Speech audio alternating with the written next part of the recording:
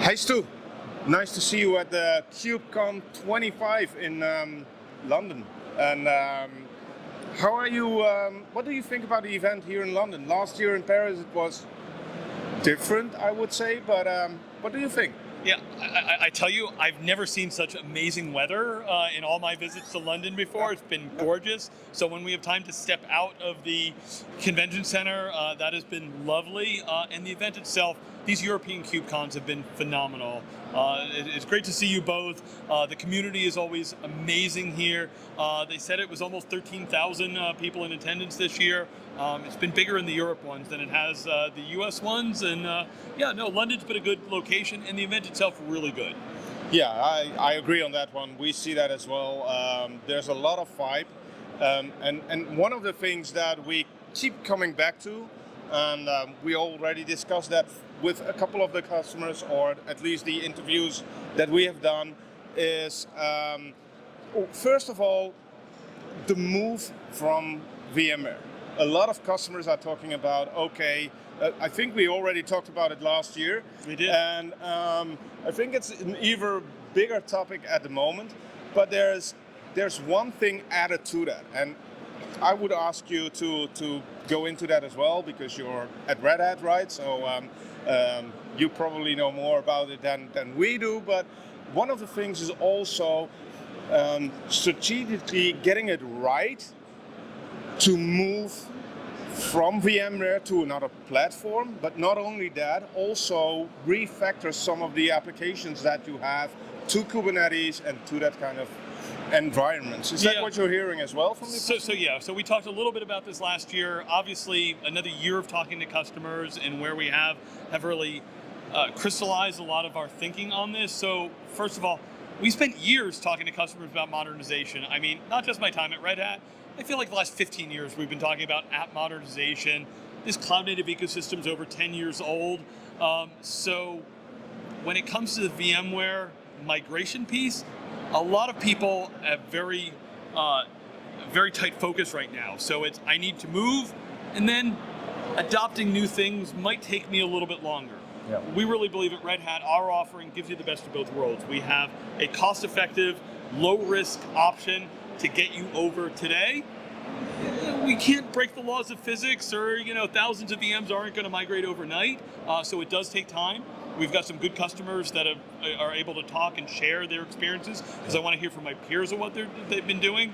And then when you're ready to modernize and take on more functionality, I can totally do this. But even like day one, our solution includes like GitOps for virtual machines, which drift has been a concern for customers I've worked with for decades. And GitOps has been a wonderful tool out of this ecosystem that they can take advantage of. And they don't even need to be containerized yet. They can still do that with their virtual machines, thanks to the KubeVirt project and the Argo project, which those are two of the top 10 projects here at the CNCF. Yeah, that's actually one of the things that we are hearing at the event as well, and especially from a European side of things, is so a lot of the customers are looking into, okay, so what's going on in the world right now? Yesterday or today, I don't even know when it was, we had one of those things coming from the US again, and it makes people wonder if the move to the cloud is the best one for them. And if they're going to move to the cloud, especially if you're not in the US, they are talking about sovereign cloud.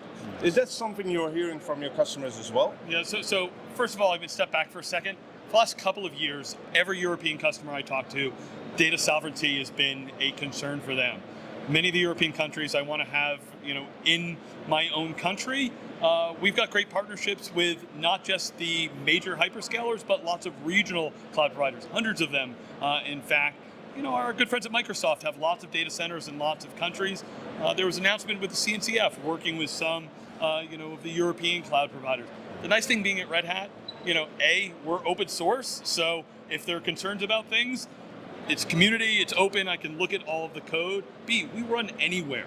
So without getting into the geopolitical things there, we all are concerned about things. I eventually have to leave Europe and go back to the US for a little bit, I guess. But Yeah, absolutely. There's concerns.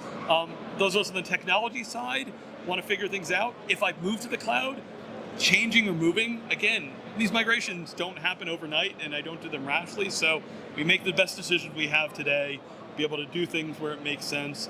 At Red Hat, that flexibility of choice is something that we want to build into a lot of what we do. And absolutely, we're working with our customers really closely, and a lot of our tooling will help with governance, regulations, compliance, and support. And we're working with our governments, with our companies around the world to meet their requirements. Thanks for that answer. So last question from my side would be, we spoke last year, we speak this year in London.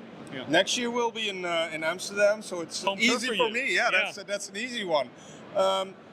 Between now and then, Sure. What do you see happening in the Kubernetes world, but also in the whole IT infrastructure? What is your view for the next couple of months? So I did a preview with you for KubeCon, and you called out our keynote. So I'll start, and I want your feedback on this too, because our keynote talked about how do we make this ecosystem, AI native. Yeah. So I loved yesterday, there was a gentleman from eBay talked about what they were doing with AI, and he's like, look, while I walked across the stage, something could have changed that might make me rethink what I'm doing. So we know right now AI is changing very fast. We made a great acquisition of Neural Magic recently, which is the leading contributor to the VLLM open source project. So Red Hat is now the number one contributor in that, and we are trying to help, and there's this community is helping to figure out how does open source work and what is really open when it comes to AI, and it's not a simple answer. There's like 4 or 5 different categories. It's my data, it's my training, it's my visibility, it's the licenses, it's the reuse. We've made progress on that. There are some early definitions. I expect a year from now, we will have a much clearer understanding of what does that mean, why does that matter, and some of what you mentioned before about like, hey, where does my data live and where do I do AI? A lot of my customers are starting with small models trained on my data that I don't want leaving the 4 walls of my facility. I go back early in my career, it was like, you locked the door and didn't connect it to the internet, and some things go back to that. It's they don't change. So the AI piece and how everything we've been working on here helps move that forward, because just to even go full circle, if I don't take care of that, that modernization, because VMs are going to play into my, environment for a long time, but most of my AI will not run on that. It doesn't make sense architecturally or financially. Yeah. So I need my environment to be able to give me those options and be able to live in those environments. So we bring it all together. It's a lot of work. It keeps the consultants and the technology people really busy. So by next year, we'll have it all solved, I'm sure. Yeah, thank you for that answer. And I'll go a little bit into that. We actually at the Osmium Group were thinking that this would be an event filled with AI. And for us, it really wasn't. Mm. There, of course, you see AI in the booths and you hear about it, but it kind of surprised us that it wasn't as much as we would think it would be.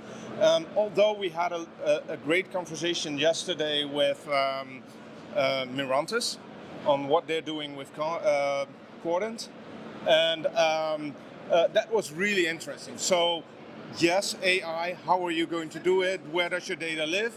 So really important, but that's probably for our next discussion. Thank you. Thank you.